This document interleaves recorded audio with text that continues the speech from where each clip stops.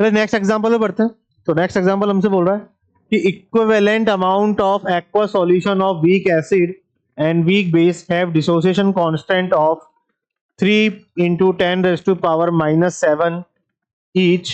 दोनों का जो डिसोसिएशन कांस्टेंट है वो सेम है। The percentage of hydrolysis of salt formed by them. अच्छा, वीक एसिड वीक बेस की बात कर रहा है। तो सबसे पहले तो weak acid weak base salt एक मान लेता हूं मैं। मान लीजिए मैंने मान लिया BA आपका सॉल्ट है। इसका जब हाइड्रोलिसिस होगा तो ये क्या बनाएगा, BOH प्लस HA। ये आपका क्या है, वीक बेस। ये आपका क्या है, वीक एसिड।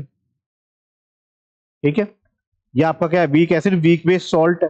अच्छा, जब हम इसको देखेंगे जब वाटर में डिसॉल्व करेंगे तो हमने देखा है कि भाई जो भी स्ट्रॉन्ग इलेक्ट्रोलाइट होते हैं वो तो कंप्लीटली न्यूट्रलाइज हो जाते हैं। और स्ट्रॉन्ग इलेक्ट्रोलाइट में कौन आते हैं आपके, स्ट्रॉन्ग एसिड आता है, स्ट्रॉन्ग बेस आता है और एनी टाइप ऑफ सॉल्ट आता है। तो क्या ये सॉल्ट भी आपका वाटर में जाके डिसॉल्व होगा, मतलब आपका कंप्लीटली डिसोसिएट होगा? बिल्कुल होगा। क्या मिलेगा हमें, B plus A minus plus H2O की वाटर एक्सेस में है, गिव BOH प्लस HA। ये क्यों नहीं हुए डिसोसिएट, क्योंकि ये वीक इलेक्ट्रोलाइट है। वीक इलेक्ट्रोलाइट आपके 100% डिसोसिएशन में नहीं जाते हैं, पार्शियली होते हैं। इस वजह से इनको हम डिसोसिएशन की फॉर्म में नहीं लिख रहे। ठीक। अच्छा, अब यहां पर हमने मान लिया कि भाई इसकी कंसंट्रेशन 80 इक्वल टू 0 पर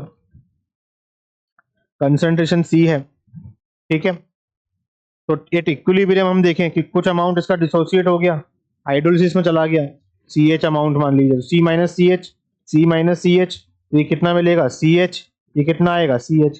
और इसका जो इक्विलिब्रियम कांस्टेंट जिसको हम बोलते हैं वो क्या होता है आपका, हाइड्रोलिसिस कांस्टेंट, क्योंकि आपका सॉल्ट हाइड्रोलिसिस में जा रहा है। तो इसको हम KH से रिप्रेजेंट करते हैं। KH आपका क्या है, हाइड्रोलिसिस कांस्टेंट। तो इस KH की वैल्यू क्या निकल के आएगी, कंसंट्रेशन ऑफ BOH कितना, CH। कंसंट्रेशन ऑफ HA कितना, CH, divide by concentration of B plus कितना हो जाएगा, C।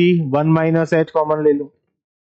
ठीक है, similar concentration of A minus C common ले लिया, 1 माइनस H। तो यहां से हमें क्या मिला, KH इक्वल टू C से ये C कैंसिल, C से ये C कैंसिल, तो H अपॉन 1 माइनस H का क्या, होल स्क्वायर। ठीक है, क्या हमें यहां पर हम देखें KH क्या होगा, तो KH की वैल्यू क्या आती है भाई, वीक ऐसे वीक बेस टाइप सॉल्ट के लिए, KW upon KA into KB equal to H upon 1 minus H का होल स्क्वायर। ठीक है, तो बताइए KW कितना, 10⁻⁻14 डिवाइड बाय KA कितना है भाई, 3 इंटू 10⁻⁻7। KB कितना है, 3 into 10⁻⁻7 equal to H upon 1 minus H। इसका क्या ले लो, अंडर रूट ले लो, स्क्वायर था अंडर रूट ले लो। ठीक है, तो बताइए भाई H upon 1 minus H equal to कितना आ गया, ये आपका नीचे कितना आ गया, 3 बाहर निकल जाएगा, 1/3 बाहर निकल गया, ये 10⁻⁻14 10⁻⁻14 कैंसिल हो गया, 1/3 बच रहा है। क्रॉस मल्टीप्लाई करोगे तो 3H equal to 1 minus H, तो 4H इक्वल टू 1, तो H इक्वल टू 1/4। क्या बताना है हमें, परसेंटेज डिग्री हाइड्रोलिसिस। तो परसेंटेज ऑफ H 1/4 इंटू 100 कितना आ जाएगा, 25%। ठीक है भाई, जो भी जिस भी टाइप का आपको सॉल्ट दे रखा है उसके हाइड्रोलिसिस की रिएक्शन लिख दीजिए।